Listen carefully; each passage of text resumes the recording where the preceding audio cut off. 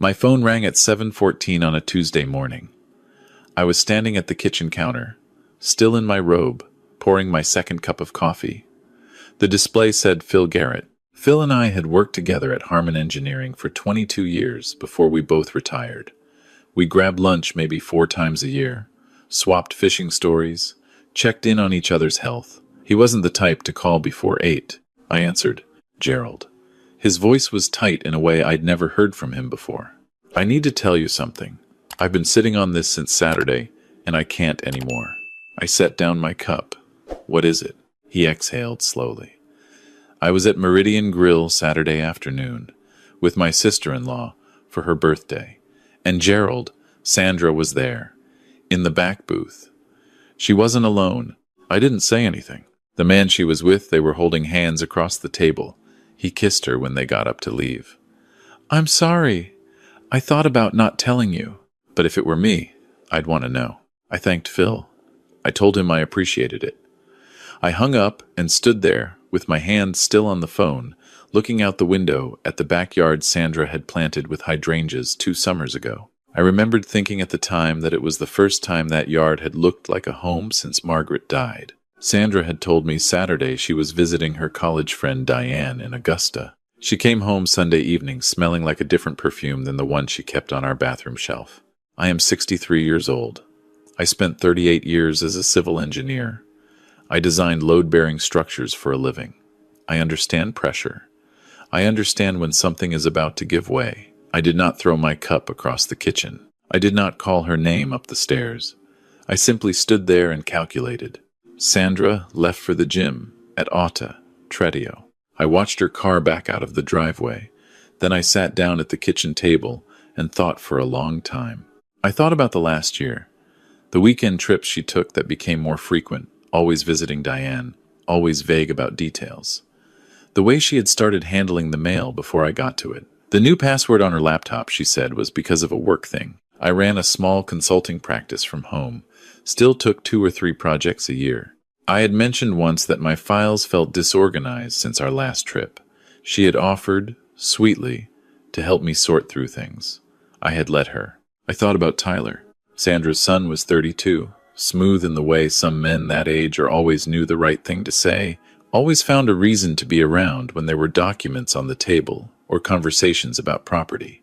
He called me Gerald, never anything warmer. When I married his mother, he shook my hand firmly and said he was glad she had found someone stable. At the time, I thought it was a kind thing to say. I went upstairs. I found Sandra's personal planner in her nightstand drawer, the paper one she kept alongside her phone. I flipped through the last 2 months. There were initials I didn't recognize repeating on weekends. B, just the letter B. Sometimes a time, sometimes a location, never a full word. I photographed every page. Then I went to my study, unlocked my filing cabinet, and pulled out the folders where I kept the deeds to our home and to the rental property I owned in Savannah, the duplex I'd bought 15 years ago with the money Margaret and I had saved together. I checked each document carefully. Everything looked right, but something in me, some engineering instinct for finding the crack before the collapse, would not settle. I called Douglas Whitfield at 9 o'clock. Douglas had been my estate attorney for 20 years. He wrote my will after Margaret died, helped me update everything when I married Sandra, and was one of the most methodical men I had ever known. He answered on the second ring. "Douglas," I said, "something is wrong. I don't know exactly what yet, but I need you to check everything. Every deed, every account, every document that has my name on it." There was a pause. "How serious are we talking?" "Serious enough that I'm calling you at 9 in the morning without an appointment." He told me to come in at noon. I showered, dressed, and drove to his office on Peachtree Road. His assistant brought us both coffee. Douglas had already pulled my files before I arrived. We sat across from each other at his long conference table, and I told him what Phil had told me, about the planner, about the initials, about the feeling that had been building in me for weeks that I had been treating as anxiety and was now starting to look like evidence. Douglas listened without interrupting. Then he turned to his computer. He spent 45 minutes on the phone with the county recorder's office, with my bank, with the custodian of my retirement account. I watched his face. Douglas was not a demonstrative man. He kept his expression neutral, the way a surgeon does. But when he took off his glasses and set them on the table, I knew. "Gerald," he said, "6 weeks ago, a power of attorney document was filed in your name. It authorized a third party to act on your behalf in property transactions. The signature matches yours, or a very good approximation of it." I felt something drop inside my chest. I never signed any power of attorney. "I know, because I would have drafted it. Someone else did." He turned his monitor so I could see. "Using that document, a transfer was initiated on your Savannah property, the duplex. It hasn't completed yet. There's a standard processing period, but if we don't act in the next few days, the title will move out of your name." "Into whose name?" Douglas looked at me steadily. "Tyler Marsh, Sandra's son. The man who shook my hand at the wedding and told me he was glad she'd found someone stable." I sat very still. "Is there more?" "Your retirement account. There have been 3 wire transfers in the past 2 months. 11,000, 14,000, 9,000. Each one just under the reporting threshold. Each one authorized with a digital signature tied to a power of attorney claim. Total withdrawn $34,000. $34,000 gone from the account Margaret and I had spent decades building. And there's one more thing." Douglas folded his hands on the table. "I want to be careful how I say this. A document was submitted to Magnolia Ridge Memory Care, a facility in Buckhead. It was a pre-admission inquiry. The form listed you as a prospective resident. It described progressive memory impairment, episodes of disorientation, difficulty managing finances." He paused. "It was signed by Sandra. As your spouse." I stood up from my chair and walked to the window. Below, traffic moved normally on Peachtree Road. A woman pushed a stroller. 2 men in suits talked outside a coffee shop. The world was completely undisturbed. "She's building a case to have me declared incompetent," I said. "That's what the document suggests. If she could establish legal incompetency, she would have grounds to take control of all your assets, the accounts, the properties, everything. Combined with the power of attorney already filed, the picture becomes clear." I turned around. "How long have I been sitting in this, Douglas?" "Based on the filing dates, the plan began taking shape about 10 months ago." 10 months. Sandra had been living in my house, sleeping in my bed, planting hydrangeas in my backyard, and for 10 months, she had been quietly building a framework to take everything I had. "What do I need to do?" Douglas picked up his pen. "First, we file an emergency motion to halt the property transfer.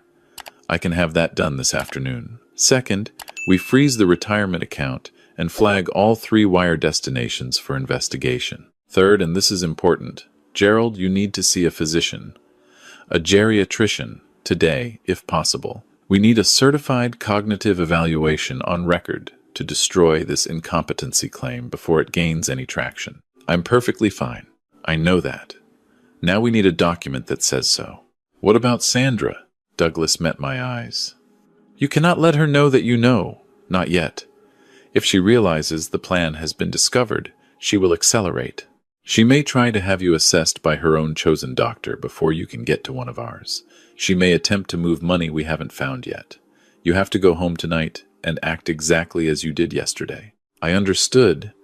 I had designed enough bridges to know that you don't announce the inspection before you've mapped every crack. I left Douglas's office and drove straight to Emory University Hospital, where I had a long-standing relationship with Dr. Francis Okafor, a neurologist I had seen for routine checkups since I turned 60. I explained the situation to her in 15 minutes. She cleared her afternoon schedule. 3 hours of evaluation, memory, language processing, executive function, spatial reasoning. When she handed me the results, she was direct. "Gerald, your cognitive function tests in the top 15% for your age group. There is absolutely no clinical basis for a diagnosis of memory impairment or dementia. I will certify that in writing, and I will testify to it in any proceeding that requires it." I drove home with that document in my jacket pocket. Sandra was making dinner when I walked in. Chicken piccata, my favorite. The kitchen smelled like lemon and butter. "Long day?" she said, not looking up from the pan. Long enough. I kissed her on the cheek. Her perfume was the one from the bathroom shelf, not the other one. Smells good. We ate together at the dining room table. She talked about a television show she'd been watching, about the hydrangeas out back needing to be cut back before fall, about a trip she thought we might take to Charleston in October. Her eyes were warm, her voice was easy. She had been doing this for 10 months, and she had not once let anything slip. I smiled and nodded and ate my chicken piccata and thought about every piece of evidence I still needed. After dinner, I said I had consulting work to finish. I went to my study, locked the door, and took out Sandra's phone, which she'd left charging on her desk in the small office next to mine. She used our anniversary as her passcode. I had watched her enter it 100 times without ever storing that fact consciously. My hands remembered it before my mind did. I went into her messages. The man's name was Brennan Kirsch. The messages went back 14 months. I read them in order, starting from the beginning. The way you read a blueprint, not searching for the most dramatic detail, but trying to understand the full structure. The first months were personal, affectionate. Then Tyler's name appeared. Tyler met with the notary today. He says the signature work is clean. Are you sure Gerald won't notice the transfers? Not if we keep them under 10,000. Tyler knows how to space them. He's done this before. I read that sentence twice. He's done this before. I kept reading. There was a message from 8 weeks ago, from Sandra to Brennan. The memory care place sent back the intake form. They say they need a physician's assessment within 90 days. Tyler says we should wait until after the property transfer closes before pushing that part forward. Then it won't matter if Gerald pushes back. Then it won't matter. I took screenshots of every message, every exchange between Sandra and Brennan, every exchange between Sandra and Tyler, who appeared in a separate thread. Tyler's messages were colder, more businesslike. He discussed the notary by first name Keith. He mentioned a specific timeline for when the Savannah transfer would be uncontestable. He mentioned 2 other men names I didn't recognize who he described as having used Keith before without problems. My hands were not shaking. That surprised me at the time. I think I had moved past the emotional stage sometime around my 2nd hour in Douglas's conference room and into something colder, more precise. I had been a structural engineer. I knew that the most dangerous failures are not the sudden ones. They are the slow ones, the ones that build invisibly until one day a single additional pound of pressure brings everything down at once. I uploaded everything to my cloud backup and emailed copies to Douglas. I put Sandra's phone back on her desk, exactly as I found it. I went to bed and lay in the dark beside my wife, and did not sleep. The next morning, I called my daughter. Claire lived 40 minutes away in Roswell, where she taught high school English and raised my 2 grandchildren, Emma and Jacob, with her husband, Martin. She had never said anything unkind about Sandra directly. Claire was too careful for that. But I had seen the slight pause she always had when Sandra's name came up in conversation. The way her eyes moved just slightly before she composed her expression into something neutral. I drove to her school on my lunch break and met her in the parking lot. I told her everything. I watched my daughter's face move through shock, then fury, then something that looked almost like grief. Her hands were gripping the steering wheel even though the car wasn't moving. "How long?" she said. "At least 10 months for the financial piece. The relationship with Brennan goes back 14 months. Pop," her voice cracked. "I am so sorry. I should have said something sooner. I had a feeling. I just couldn't. You had nothing concrete. Neither did I." I reached over and held her hand. "I need you to listen to me now. I need you to act normally. If Sandra calls you, if Tyler reaches out, you respond the way you always have. Can you do that?" Yes. She was steady now. Claire had her mother's steadiness. "What are you going to do?" "I'm going to finish building the case. Then I'm going to hand it to the people who know how to take it apart." Over the next 5 days, I lived 2 lives simultaneously. In one life, I was Gerald Wells, retired engineer, Sandra's devoted husband, a man who came downstairs each morning, kissed his wife good morning, drank his coffee, and complained mildly about his consulting clients. I went with Sandra to a neighbor's cookout on Friday. I held her hand during the walk home. I said I loved her when we turned out the light. In the other life, I was building the most thorough documentation of fraud I had ever assembled. Douglas had located Keith Dawson, the notary whose name Tyler used in the messages. Keith had a disciplinary record with the Georgia Secretary of State's office, a citation 2 years ago for irregular notarization practices. The complaint had been filed and then quietly settled. Douglas connected with an investigator named Raymond Cho, a former financial crimes detective who now worked private cases. Raymond spent 3 days tracing the wire transfers from my retirement account. All 3 had been routed through a Shell LLC registered in Delaware under Tyler Marsh's address. On Thursday, Raymond texted Douglas, "Found something. The Savannah property isn't the first. Marsh used the same notary Dawson on a similar transfer 18 months ago. Different victim, elderly man in Marietta, lost a rental property, never figured out how. Tyler had done this before, not with his mother, with a different mark. Sandra was the upgrade, the inside access. I sat with that for a long time. On Friday evening, Sandra told me she was having dinner with Diane again. She would be home by 10. I said to have a good time. I waited 20 minutes after her car left the driveway. Then I followed her. She drove downtown, not toward Augusta, and parked in a deck off Lucky Street. I parked 2 rows behind her. She walked into a restaurant called The Porter, a dark-lit place with exposed brick and a long bar. I stayed outside. Through the window, I could see her take a seat at a corner table. 5 minutes later, a man in his early 40s arrived, tall, gray at his temples, expensive watch. He sat across from her. She smiled. He reached over and touched her face. Brennan Kirsch. I photographed them through the window. I photographed his car in the deck, the plate, the make and model. I drove home, sat in my study, and added everything to the folder. The next morning, Douglas called. Raymond found the folder. What folder? Marsh carries a physical folder of documents to his meetings with Dawson. Raymond surveilled a meeting yesterday afternoon and managed to get close enough to photograph the folder's label through a coffee shop window. Gerald. The label reads, Wells Estate Coordination. Wells. My name. On a folder, Tyler Marsh carried to meetings with a fraudulent notary. I want to move, I said. I've already drafted the criminal complaint, Douglas said. Fraud, forgery of documents, conspiracy, elder financial abuse. That last charge carries enhanced penalties in Georgia. We can file Monday morning. The Fulton County DA's office will issue warrants for Marsh and Dawson within 48 hours. Kirsch may be named as a co-conspirator, depending on what the investigation finds. And Sandra? A long pause. That's your decision. The evidence clearly shows she was an active participant. The messages are unambiguous, but she may also be willing to cooperate. File everything, I said. All of it. Let the DA sort out the cooperation question.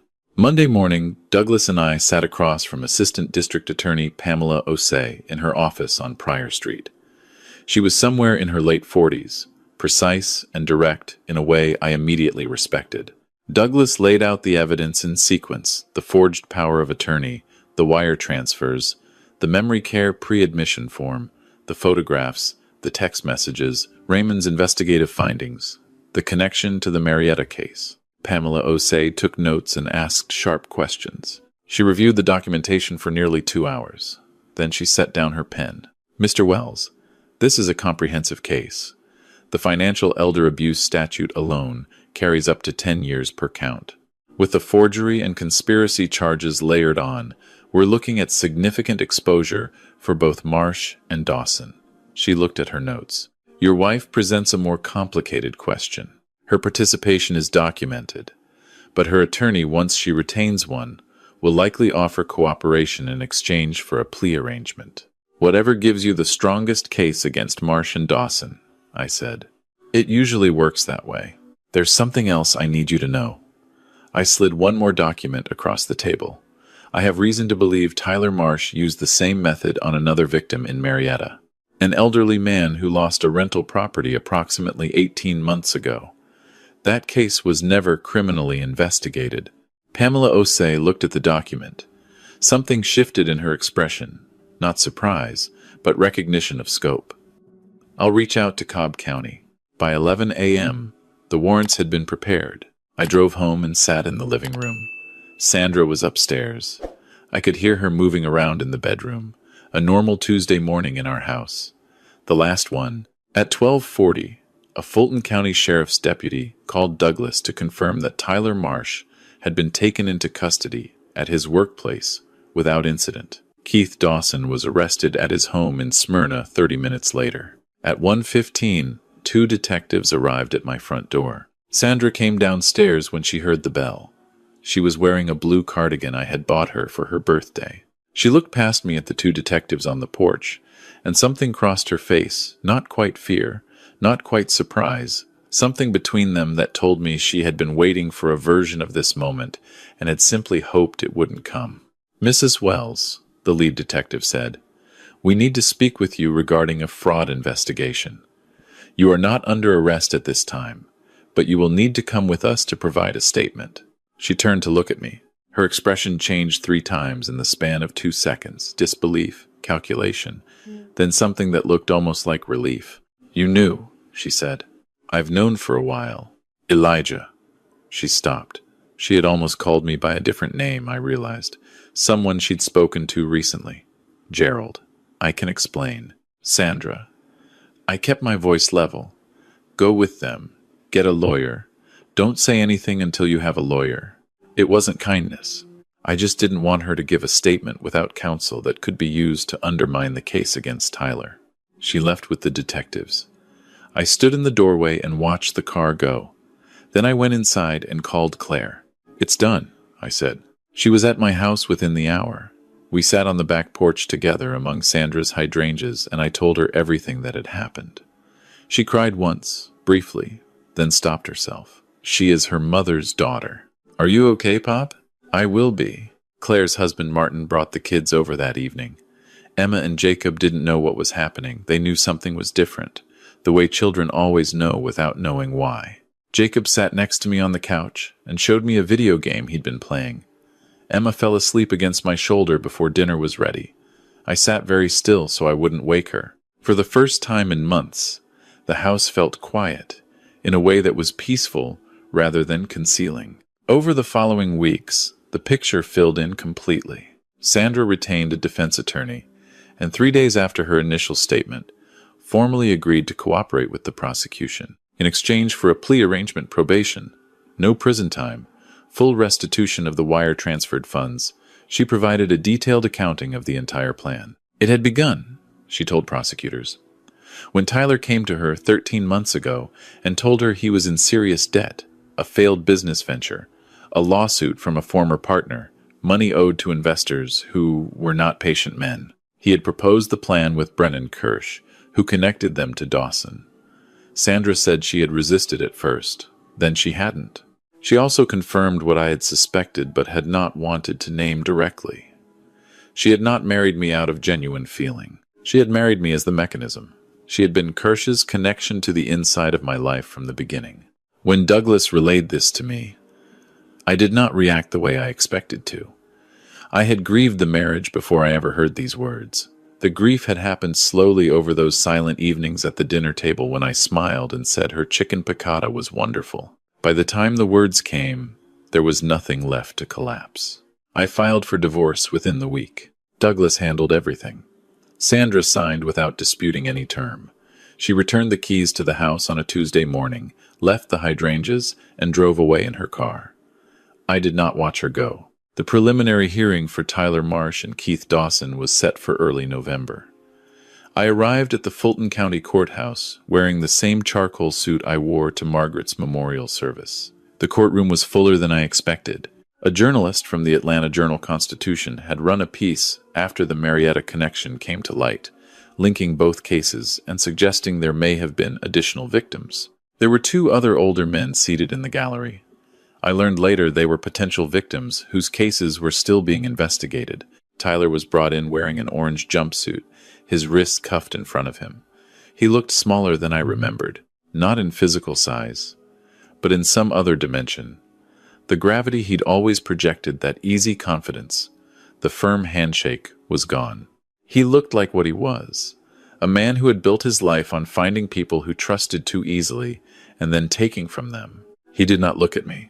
Dawson sat at the adjacent defense table, older, heavier, blank-faced in a way I associated with men who have calculated that the only sensible position left is to show nothing. The judge was a man named Clarence Abbott, silver-haired, who had the measured cadence of someone who had seen every kind of human behavior and remained unimpressed by all of it. He reviewed the charges, heard from both defense attorneys Marsh's claimed undue influence from Kirsch, Dawson's claimed procedural errors in the evidence collection, and dismissed both arguments with minimal comment. "There is ample, probable cause to proceed," he said. "Both defendants will remain in custody pending trial.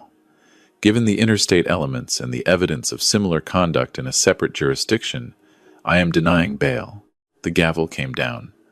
Tyler turned briefly in his chair, and for one moment we were looking directly at each other. I had expected to feel something sharp, anger, satisfaction, vindication. What I felt instead was something quieter, pity, maybe, or just distance. He was going to spend a significant portion of his life in a cell, and I was going to spend mine on the back porch with my daughter and my grandchildren. That was the entire story. I left the courthouse with Douglas and went home. The trial itself was scheduled for February. I had 4 months. I used them. I finished a consulting project. I had been neglecting a structural assessment for a bridge rehabilitation project in Forsyth County. I reorganized my estate entirely with Douglas's help, updated every document, added Claire as co-trustee, and installed additional verification layers on all my financial accounts that would require a secondary confirmation from both Douglas and Claire for any transfer above a modest threshold. I also started attending a monthly meeting at my church for seniors who had experienced financial fraud or elder abuse. A social worker named Patricia ran it. The first time I went, there were 11 people in the room. Most of them had lost money. Several had lost far more years of trust, relationships with children who had stolen from them, the ability to feel safe in their own homes. I didn't speak the first time. I listened. The second time, I spoke for 20 minutes. I told them every step I had taken, the attorney, the physician evaluation, the documentation, the decision to act quietly rather than loudly. I told them that shame belonged to the people who exploited them, not to them. I told them that reporting felt impossible until you did it, and that once you did it, you would feel something you might have forgotten you were capable of feeling, like yourself again. 2 of the people in that room called the authorities about their own situations within the following month. Patricia told me that later, and I think about it still. The trial lasted 4 days. The prosecution's case was thorough and methodical. The text messages were entered into evidence. The forged documents were analyzed by a handwriting expert who walked the jury through each specific deviation from my genuine signature. The financial records showed the wire transfers with clinical precision. Brennan Kirsch, who had been charged separately as a co-conspirator, negotiated a plea and testified against Tyler in exchange for a reduced sentence. His testimony filled in the remaining gaps. I testified on the 3rd day. The prosecutor, a careful young man named Desmond, asked me to walk the jury through the sequence of events from Phil Garrett's phone call to the morning the detectives came to my door. I did it without notes. I had lived every moment so many times in my mind that it had the quality of a structure I had engineered each component in its exact place, load-bearing and precise. Tyler's defense attorney cross-examined me for 40 minutes. He suggested I may have misinterpreted the nature of the power of attorney document. He implied that my retirement transfers may have been authorized under circumstances I had forgotten. He used the word confused 3 times in different formulations. I let him finish. Then I said, "Counselor, I spent 38 years calculating load tolerances for structures that other people's lives depended on. The cognitive evaluation I underwent in October placed my executive function and memory in the top 15% for my age group, which Dr. Okafor will confirm when she testifies this afternoon. I did not misinterpret anything. I did not forget anything. The only thing I may have been too slow to recognize was that a person I was generous toward was using that generosity as a tool." I paused. I am not confused. I am clear. He had no further questions. The jury deliberated for 6 hours. Tyler Marsh was found guilty on all counts: wire fraud, elder financial abuse, conspiracy, forgery of legal documents, and a second forgery count related to the Marietta case, which had been consolidated into the trial. Judge Abbott sentenced him to 16 years in federal prison, with no possibility of parole before the 8th year. He was also ordered to pay full restitution to me and to the Marietta victim, a 71-year-old retired teacher named Howard, who sat in the gallery and wept quietly when the verdict was read. Keith Dawson received 11 years and permanent revocation of his notarial commission. I stood outside the courthouse in the February cold with Douglas and Claire. A few reporters were waiting.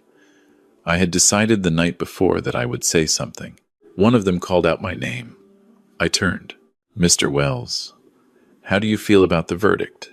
I took a breath of cold air. I feel that justice worked the way it's supposed to work, when someone is willing to report, document, and trust the process. I also feel that there are people sitting in homes right now who are experiencing exactly what I experienced: a slow, quiet theft carried out by someone they love and trust. I want those people to know that being targeted does not make you weak.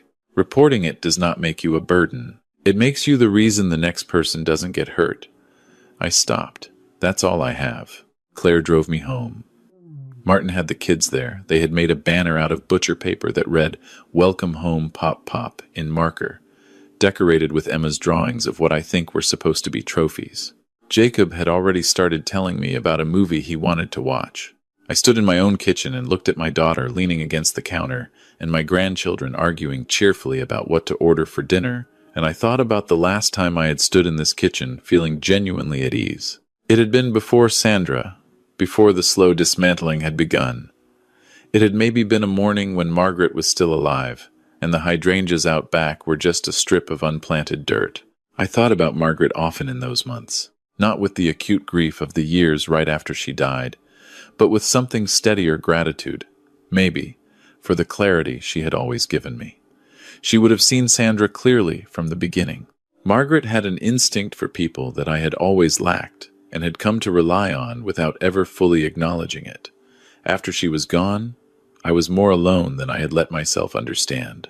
That loneliness was what Sandra had found and walked into. I couldn't be angry at myself for that. Loneliness is not a character failure. What you do with it is another matter. 6 weeks after the trial, I had the house repainted warm gray, something closer to the color Margaret had always wanted, and that we'd never gotten around to. I replaced the furniture in the main bedroom. I left Sandra's hydrangeas in the backyard because they had nothing to do with her anymore. They were just flowers. Claire and the kids came over most Sundays. We cooked together, played games, sat on the back porch, and watched the yard go through its slow seasonal changes. In March, the hydrangeas put out their first new growth, small, insistent green points at the end of each branch. Emma crouched down to look at them and asked if they were alive. "Very much," I told her. I still met with Patricia's group at the church. I had become something of a regular speaker when new members came. I never made it dramatic. I just told people what I had done, step by step, and what it had cost, and what it had returned. Afterward, people would stay and talk. They always needed to talk, and I stayed as long as any of them needed. One evening in April, an older man approached me after the meeting. He was perhaps 70, thin, with the careful posture of someone who had been told to stand straight for so long it had become his natural state. He had not spoken during the meeting. He shook my hand. "My grandson is taking money from me," he said quietly. "Small amounts. I thought maybe I was forgetting things." I held his hand a moment longer. "You're not forgetting anything," I said.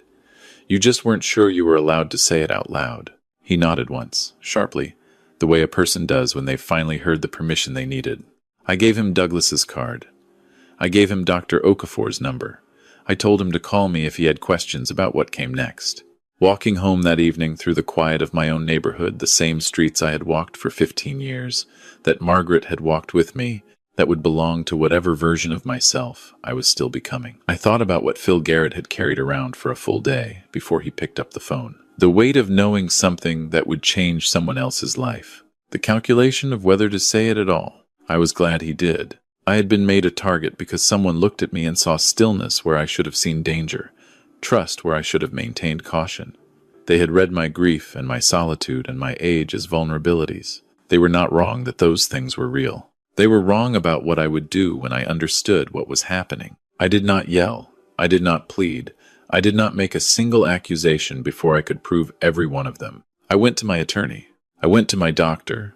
I went to my daughter. I documented everything I found in silence, at the pace that precision required, until the structure I had built was load-bearing enough to hold the full weight of the truth. I won because I was patient, because I was careful, because I refused to let the people who counted on my weakness see anything until it was too late for them to adapt.